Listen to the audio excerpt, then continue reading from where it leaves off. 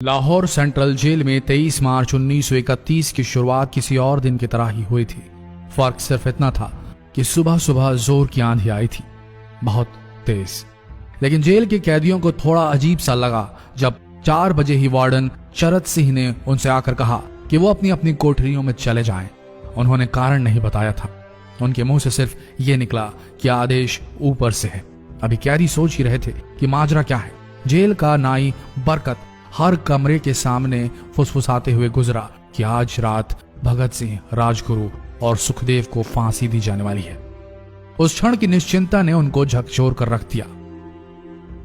कैदियों ने बरकत से मनुहार की कि वो फांसी के बाद भगत सिंह की कोई भी चीज जैसे पेन, कंघा या घड़ी उन्हें ला कर दें ताकि वो अपने पोते पोतियों को बता सकें कि कभी वो भी भगत सिंह के साथ जेल में बंद थे। बरकत भगत सिंह की कोठरी में गया और वहां से उनका पेन और कंघा ले आया। सारे कैदियों में होड़ लग गई कि किसका उस पर अधिकार हो। आखिर में ड्रॉ निकाला गया, लाहौर कॉन्स्पिरेसी केस। अब सब कैदी चुप हो चले थे।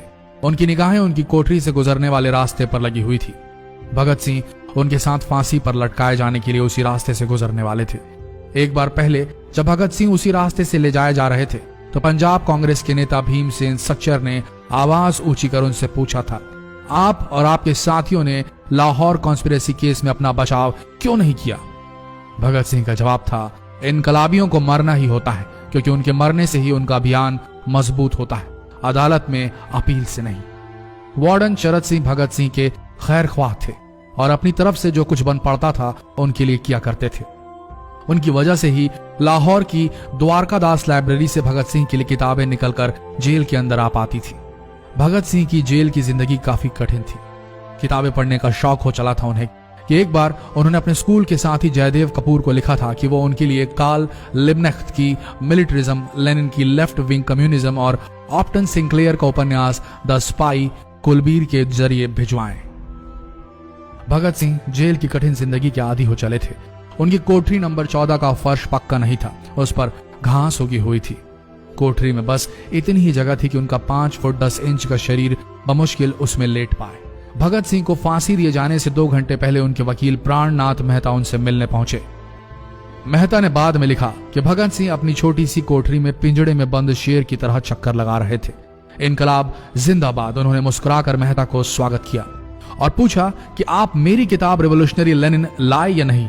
जब मेहता ने उन्हें किताब दी तो वे उसे उसी समय पढ़ने लगे मानो उनके पास अब ज्यादा समय न बचा।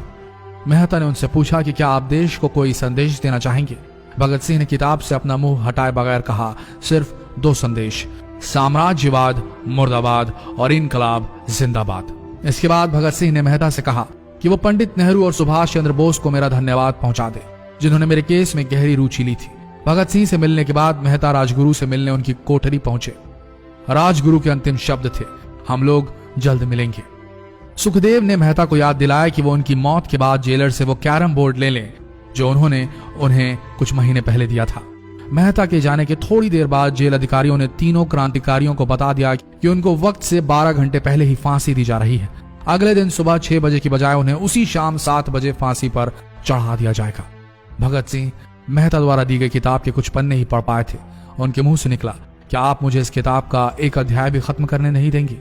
भगत सिंह ने जेल के मुस्लिम सफाई कर्मचारी बेबे से अनुरोध किया कि वो उनके लिए उनको फांसी दिए जाने से 1 दिन पहले शाम को अपने घर से खाना जरूर लाएं। लेकिन बेबे भगत सिंह की इच्छा पूरी नहीं कर सके क्योंकि भगत सिंह को 12 घंटे पहले फांसी देने का फैसला ले लिया गया और बेबे जेल के गेट के अंदर ही नहीं घुस पाए। थोड़ी देर बाद तीनों क्रांतिकारियों को फांसी की तैयारी के लिए उनकी कोठरियों से बाहर निकाला गया। भगत सिंह, राजगुरु और सुखदेव ने अपने हाथ जोड़े और अपना प्रिय आजादी गीत गाने लगे। कभी वो दिन भी आएगा कि जब आजाद होंगे हम, या अपनी ही जमीन होगी या अपना आसमान होगा। फिर इन तीनों का एक एक करके वजन लिया गया। सबके वजन बढ़ गए थे। इन सब से कहा गया कि अपना आखिरी स्नान करें।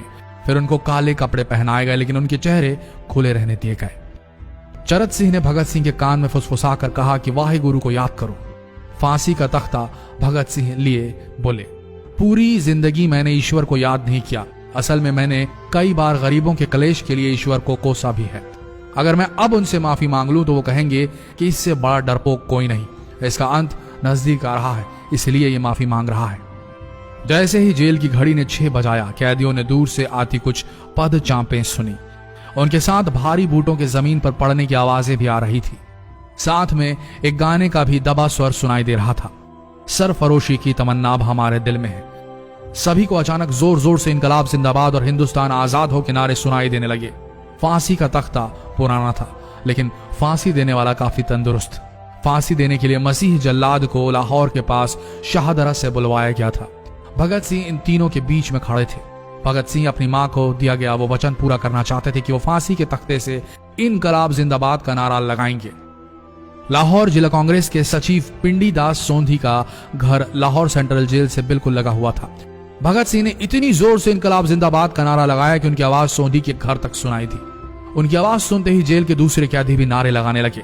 तीनों युवा क्रांतिकारियों के गले में फांसी की रस्सी डाल दी गई, उनके हाथ और पैर बांध दिए गए।